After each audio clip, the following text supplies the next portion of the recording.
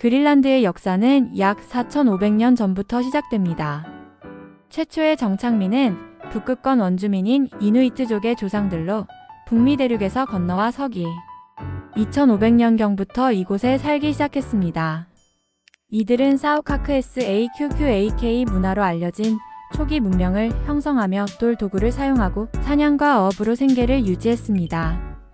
이후 기원전 800년경에는 도세토신 문화가 나타났고 이들은 혹독한 기후에 적응하며 해양 동물을 사냥하는 기술을 발전시켰습니다. 서기 1000년경에는 바이킹들이 그린란드에 도착하며 새로운 역사가 시작되었습니다. 노르웨이의 바이킹 탐험가 에릭 더 레드는 살인 혐의로 아이슬란드에서 추방당한 뒤 982년에 그린란드 남서부 해안에 상륙했습니다. 그는 이곳을 그린란드 녹색 땅나 이름 지으며 정착을 유도했고 이는 더 많은 바이킹 이민자들을 끌어들이기 위한 홍보 전략으로 보입니다.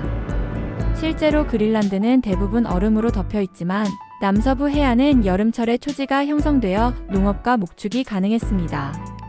바이킹들은 약 500년 동안 그린란드에 정착하며 농업, 사냥, 어업을 통해 생계를 유지했습니다.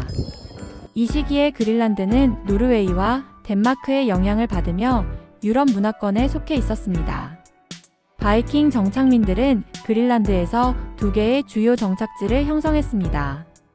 동부 정착지 이스턴 세털르먼트와 서부 정착지 웨스턴 세털르먼트로 최대 3,000명에서 5,000명 정도가 살았던 것으로 추정됩니다. 이들은 가축을 키우고 유럽과 교역하며 해상 동물의 상아를 수출했습니다.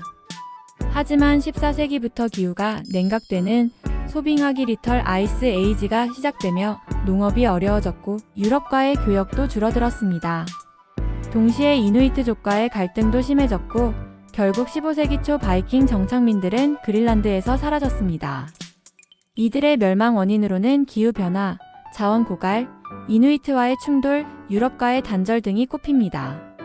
한편 이누이트족은 바이킹 정착민들이 사라진 이후에도 그린란드에서 살아남았습니다. 이들은 툴레티 HUL이 문화로 알려진 문명을 발전시키며 혹독한 환경에 적응했습니다. 그들은 고래, 물범, 북극곰 같은 해양 동물을 사냥하고 개썰매와 카약을 이용하며 이동과 생존 기술을 완성했습니다. 이 시기 그린란드는 유럽과의 접촉이 거의 단절된 채 이누이트족 중심의 사회로 유지되었습니다. 18세기 초 유럽인들이 다시 그린란드에 관심을 가지기 시작했습니다. 1721년 덴마크 노르웨이 연합왕국의 선교사 한스 에게 데한스 이주이디가 그린란드 남부에 상륙하며 덴마크의 식민 통치가 시작되었습니다.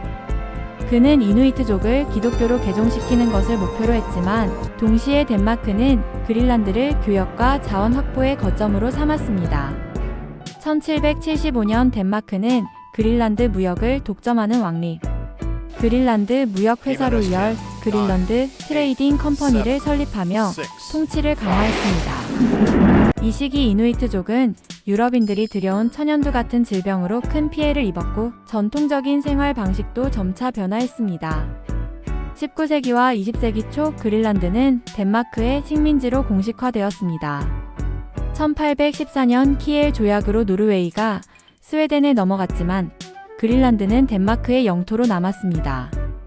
이 시기 덴마크는 그린란드 주민들을 보호한다는 명목으로 외부와의 접촉을 차단하는 폐쇄 정책을 펼쳤습니다. 하지만 20세기 들어 국제적 관심이 커지며 그린란드의 전략적 중요성이 부각되었습니다. 제2차 세계대전 동안 미국은 그린란드에 군사기지를 설치하며 덴마크 정부의 허가를 받아 임시 통치를 했고 이는 그린란드의 국제적 위치를 변화시키는 계기가 되었습니다. 1953년 덴마크는 그린란드를 식민지에서 자국 내의 한 지방으로 전환하며 헌법을 개정했습니다. 이는 그린란드 주민들에게 덴마크 시민권을 부여하고 교육, 의료, 사회복지 서비스를 제공하는 현대화를 목표로 했습니다. 하지만 이 과정에서 이누이트족의 전통 문화는 크게 훼손되었고 강제 이주와 동화 정책으로 인해 많은 주민들이 어려움을 겪었습니다. 이에 대한 반발로 1970년대부터 그린란드 내에서 자치 요구가 커졌고 1979년 덴마크는 그린란드의 자치 정부를 허용했습니다. 이로써 그린란드는 외교와 국방을 제외한 대부분의 내부 사무를 스스로 결정할 수 있게 되었습니다. 2009년 그린란드는 자치권을 한층 강화하며 자치령법을 개정했습니다. 이 법은 그린란드가 천연자원석유, 광물 등에 대한 권리를 가지는 것을 포함하며 독립 가능성을 열어놓았습니다. 현재 그린란드는 덴마크 왕국의 일부로 남아있지만 독립을 둘러싼 논의는 계속되고 있습니다. 특히 2019년 도널드 트럼프 당시 미국 대통령이 그린란드를 매입하겠다고 제안하며 큰 논란을 일으켰지만 그린란드와 덴마크는 이를 단호히 거부했습니다.